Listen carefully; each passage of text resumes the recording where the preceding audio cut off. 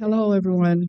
Um, Let us prepare ourselves for the Ways and Means Committee to get started.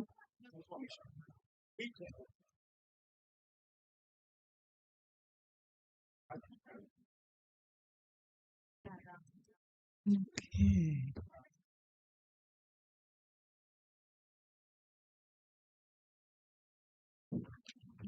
Okay. Okay, the Ways and Means Committee meeting will start today, Monday, June 1st, 2026, 3:30 p.m. And we'll go ahead and ask for a motion for the approval of minutes for April 27th, 2026. Marcia and Ms. Sharon, are there any questions, changes? Okay, so let us prepare ourselves to vote. Let's see.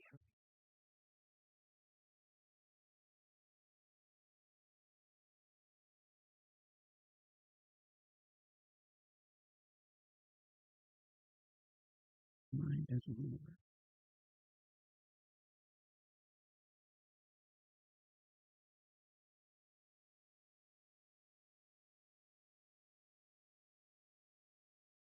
It is.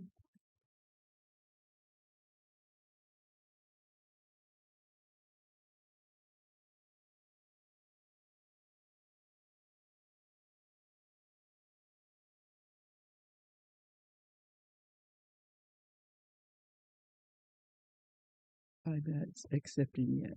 So far, still waiting. I'm still waiting. All right, one more time.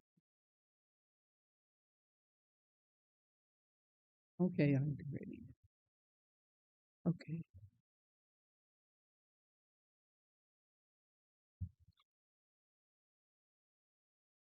okay. Vote is unanimous. Thank you. And let's move on now to our informational items, and we'll get started with the April collection and transaction report from County Clerk Rachel Parker. Thank Good you. afternoon. Good afternoon. I have no additions to add to the report that was in your packet. I just would like to say that last week, Jamie in my office and myself got trained to be registrars, so now we can register people to vote downstairs. Whenever we have people come into the county building and they want to register to vote, they can do it in our office now. Yeah, okay. Any questions or comments? That registration is now, is that current and ongoing, starting right now? Mhm. Okay, thank Yeah. you. Good to know. And we also did it so that when we do the clerk on the move, when we're out and about, Yes, if people want to register, they can do that as well at that time. great. Well, Thought we'd help Jess out a little bit. thank Getting you. more I'm sure people. that's appreciated. Yeah. Okay, thank you. You're welcome. Okay, moving on to our election commission. And before you start, I first like to welcome, for those who do not know, welcome Jesse as our new executive director for the election commission. Most of us are familiar with having you here, but now officially you are the director. Thank you. And we'll receive your report. Thank you. I wanted to introduce myself. My name is Jess Lee. I was appointed last week to the executive director role, and I'm really excited for this new chapter. I am not new to the election commission. I've been with the election commission for the past almost 4 years, but I'm really excited to serve in this new capacity. Regarding an update, our office is going through a transition period. We just hired a new election specialist as one of our former election specialists actually moved over to the BAC. So we just hired a new role, and then our assistant director role just got posted. So we will be hiring for that role in the next, hopefully, month or so. So just a lot of training right now. But I am happy to answer any questions. And I also want to add that I am always open to any questions, whether you're reaching out to me here or by email. I want to make sure I have a direct line of communication with anybody that Yes. wants to reach out. Appreciate that. Yeah. Any questions, comments? Yay. I'm sure something will come forward. Thank you Thank so you. much. Okay. Moving on to our supervisor of assessment, board review. I believe I saw Mr. Chad Jones.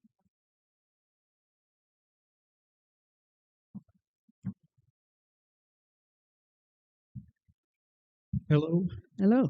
The Supervisor Assessment Office, we're kind of getting ready to get numbers in from the townships on any changes that they want to make, new construction and demolitions and things like that for 2026 tax year. hmm And then we'll be, working with those numbers and finalizing the multipliers that we're going to have to put on for 2026. So, and still, getting a lot of folks in with exemptions and things like that are kind of normal day to day.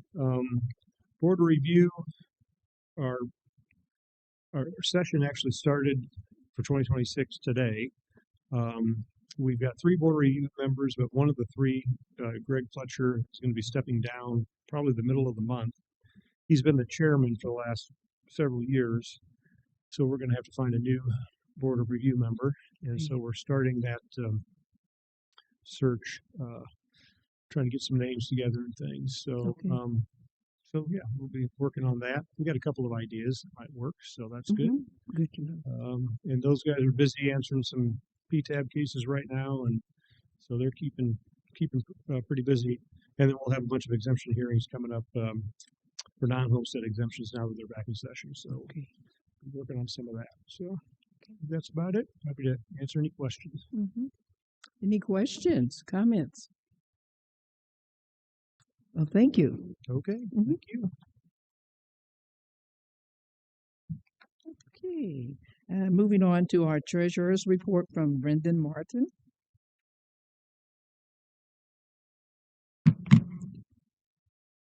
Happy Monday, everybody. Hope everybody had a good You, weekend. same to you. So we got tax bills are out and rolling. I got about a 2-week head start, I think, before any other treasurer for online payments. So we got a couple extra million in before the bills actually got out, which is fantastic. So kudos to my team, Stacy and everybody. Stacy's been working from home helping us, and the team's been doing really well. We've been cranking through and trying to stay on top of everything. So we also rolled out today, Sheriff Watkins, myself, Captain Mateel. We worked together to start to transport our own money so we could cancel our contract with Brinks, which is going to save us quite a bit of money for the county. So it's something that we easily could have been doing inside, and I think it's going to work out. Today was the first day I went for a ride with one of the officers and took the money out and introduced them to the banks, and so it was a good experience. So looking forward to that partnership. On the resolution 4.2, just if you had any questions or wanted to talk about it, as you know, I've been trying to advocate to get another full-time employee in my office, as I think it's much needed. Heather and I have been working to try to figure this out, as well as Scott, and I think we got a solution that doesn't really hurt anyone, and I think it's going to be a win for the whole county. I'm excited. Yes, for sure. And the first due date is June 9th, so get those payments in. Any questions, comments? Are you finished? I'm sorry. I'm done, yes. Okay. Any questions, comments? Yeah. Exciting to hear. I'm sure, Sharon, you appreciate that change in the Brinks. That's extra money that will go to your funds, as I should say. Okay. Thank you so much. Good to hear from you.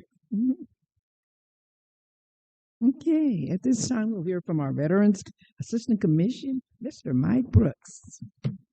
Good afternoon. Good afternoon. The total money that we brought in up until today is $82,317 for veterans. The new money, which is lump sum payments, is $8,216,218. I'm sorry. We had 505 walk-ins in May, which is a little bit over our average. It's about 475. We had our first walk-in Wednesday since the pandemic. We had 36 walk-ins. Walk-in Wednesday is a little bit different, as a veteran can just walk in and get simple questions answered. We're not trying to do full claim unless it's an emergency, but we're basically not turning everybody away. There's no appointments on our schedule, and they can just walk in and get questions answered. So the next one will be July 22nd. We're going to continue to do that monthly. And then a little bit of more of a Tazewell update. The new superintendent started today in Tazewell VAC. We've had multiple meetings in person and on the phone. We agree on almost everything, how to run a VAC. So he knows once they're up and running and ready to go, I'm going to start referring the Tazewell County veterans back to Tazewell. It's going to be probably 6 months to a year, but they've got the right person. He came from Tammy Duckworth's office, retired veteran, helicopter pilot. So he's going to be. I'm very hopeful. The first time I've been hopeful in 21 years over there. So we're working together, though. Great. That's all. Great. Any questions, comments? Yeah. I do have a question, comment type. In regards to your walk-in, are they, does it have to be a walk-in? Can they actually call and make appointments if they see needing an extended period of time? Well, they can always call. We do everything by appointment anyways. Depending on how serious or how important it is with like a date, if there's a cutoff date or if there's something that's going to expire, we always get the person in no matter what it is. But walk-in, they started walking in the Wednesday before, so thinking it was that Wednesday. But so we'll get back into the groove of things. We had kind of stopped it just because at one point we had 50 or 60 walk-ins in one day, and we didn't have the staff to do it. But now we're fully staffed and good to go.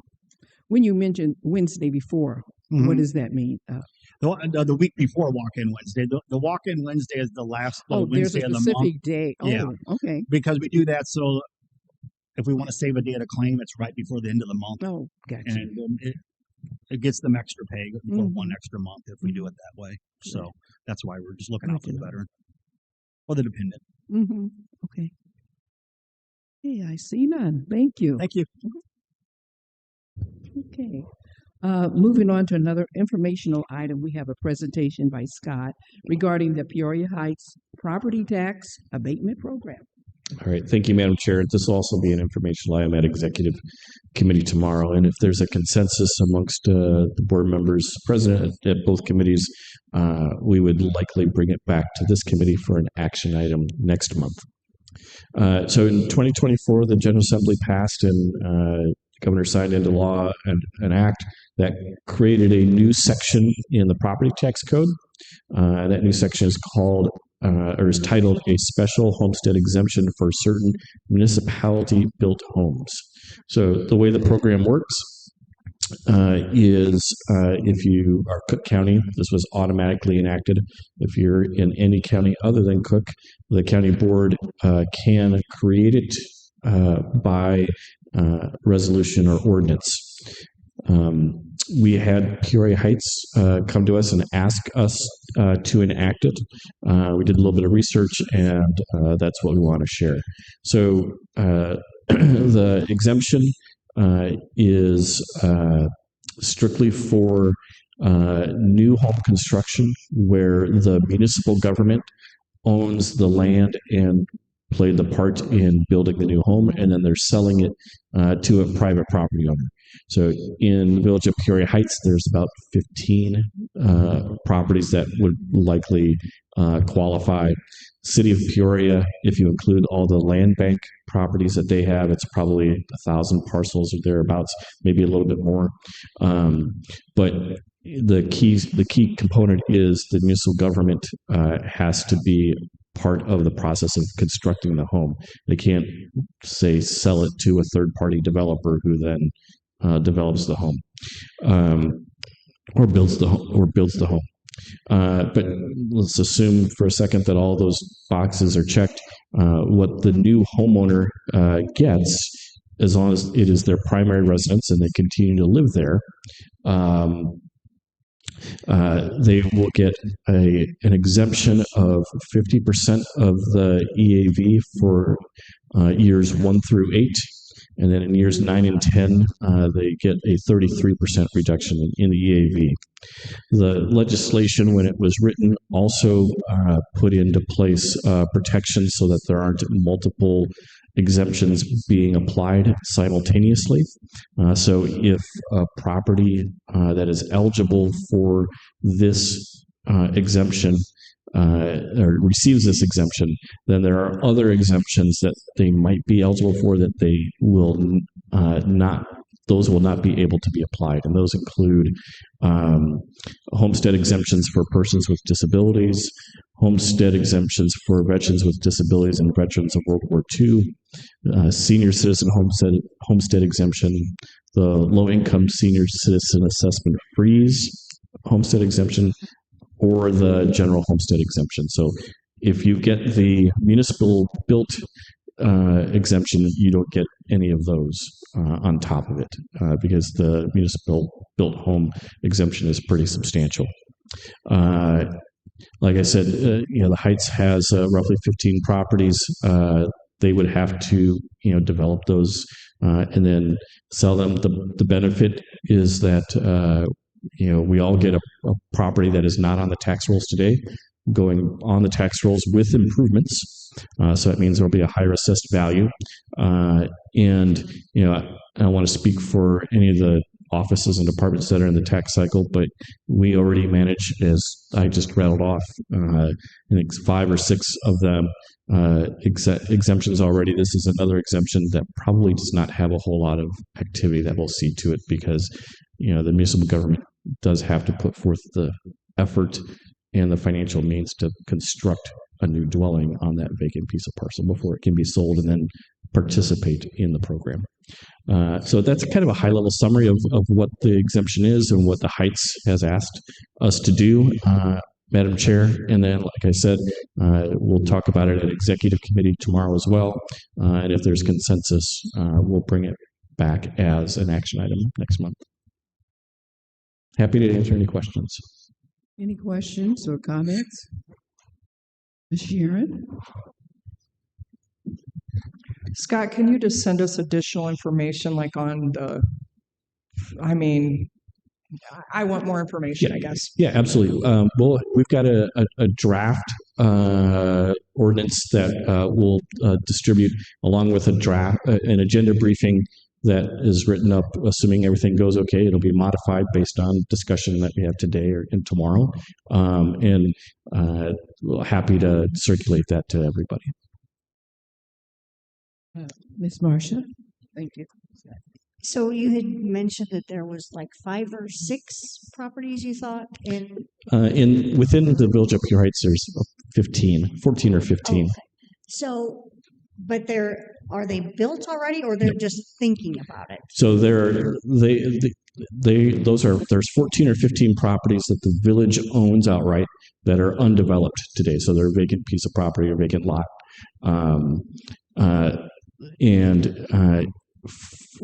If the county board chooses to enact this ordinance, then the Village of Peoria Heights would then have the ability to hire a general contractor and pay for the construction of a new house that they would then sell to a private property owner, and that new private property owner would then be eligible for this exemption at that point. So they're just laying the groundwork for something moving Correct. forward. Yep. Okay. Scott, I do have a question also. In regards to, if I'm saying it correctly, the purchase of this particular piece of property, once it's built, who controls that price? So the statute does not speak to that. So it could be if the municipality wanted to try and sell the fair market value, they can do that. If they've got extra municipal funds available where they would want to do some type of first-time home buyer program where they're buying down the value, the purchase, the sale price, they can do that too. It's really up to each municipality to create their own program. Are you able to clarify why the Peoria Heights is bringing that to us? Member Phelan, who represents the Heights, and I received a request from the mayor, and I read the act, and it seemed like a viable solution for the Heights. So they have long talked about and have had programs in the past where they want to try and incentivize either new construction within the village or of new dwellings outright. Or we even partnered with them previously on a program where there would be an exemption of the improvements if somebody built in addition to an existing dwelling in the village. The way we ended up structuring it in hindsight, that program ended up being a little cumbersome and really didn't have a whole lot of activity, largely by its design.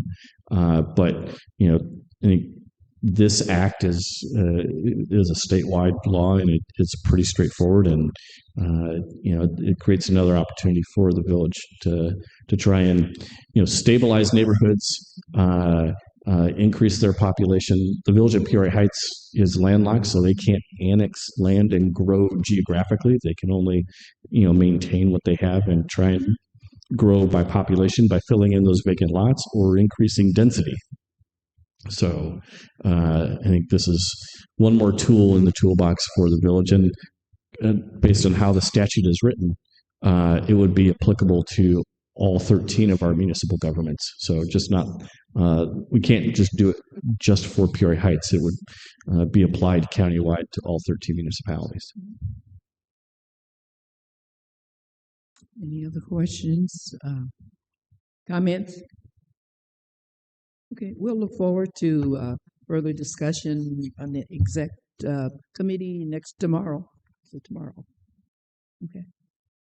And meanwhile, we can all plan on more questions and comments. Okay. Thank you, Scott. Okay, we'll move on to resolutions. We do have two. And the first one is for monthly delinquent taxes for the month of May 2026. And there is one item, and I need a motion for that. Mr. Danny and Ms. Marcia.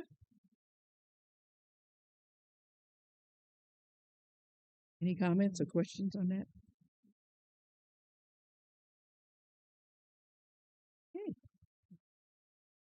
Okay, let's go.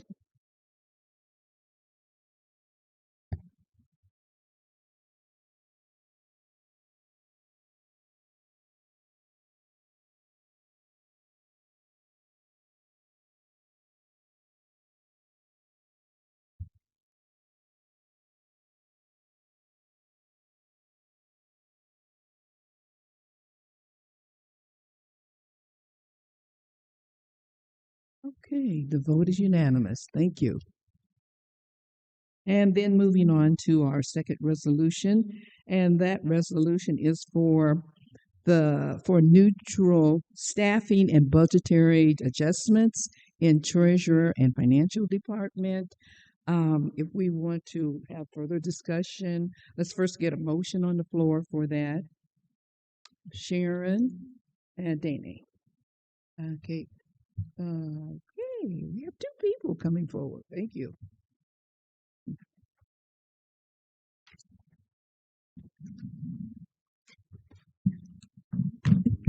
Good afternoon. Good afternoon. So Brandon and I have been working on, working pretty closely since he started here last July, and our departments work really closely together. And he has been discussing how he has a need for another staff member in his department. The finance department has seen a recent retirement, and we're restructuring. And so we have less need for one FTE. So we worked together and we decided to make it a neutral, both budgetary and staffing wise for the county, that the finance department would decrease our FTE count by one FTE and kind of transfer that to the treasurer's department. And then we would also transfer the funds from our department that we won't need for the remainder of this year to the treasurer's department. So that's what this proposal is for. And Treasurer Martin can speak to any what he needs the staff member for, the work. I know just working with them, they're a very efficient office, but there's a lot of work that happens down there. So. Yeah, just a continuation from the conversations I've had with the board. It's something that, my predecessor did a great job. But she did the job of 3 people, and I think that the county needs to be in a better position of having properly staffed treasurer's office. I mean, we do a lot of work. We handle a lot of money. We touch a lot of departments, and we don't want any more burnout that's already happening in this, in that department. So, Great. Oh, that's exciting. Any questions or comments? Well, I'm certainly excited to see this happening, or the county itself working together to make it happen. Thank you so much for both of you. If I see no comments and questions, let's vote.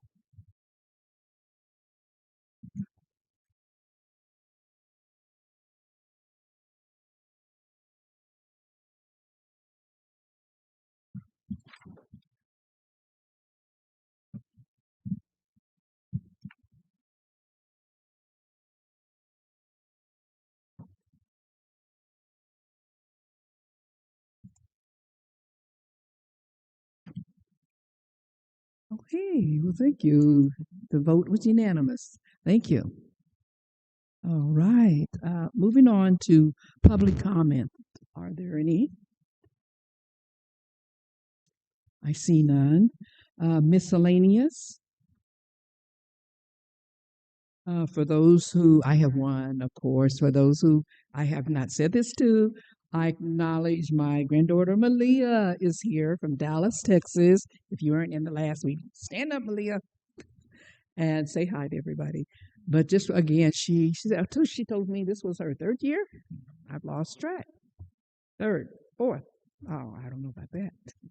Okay. Well, anyway, we'll move on to adjournment if there's nothing else. Thank you.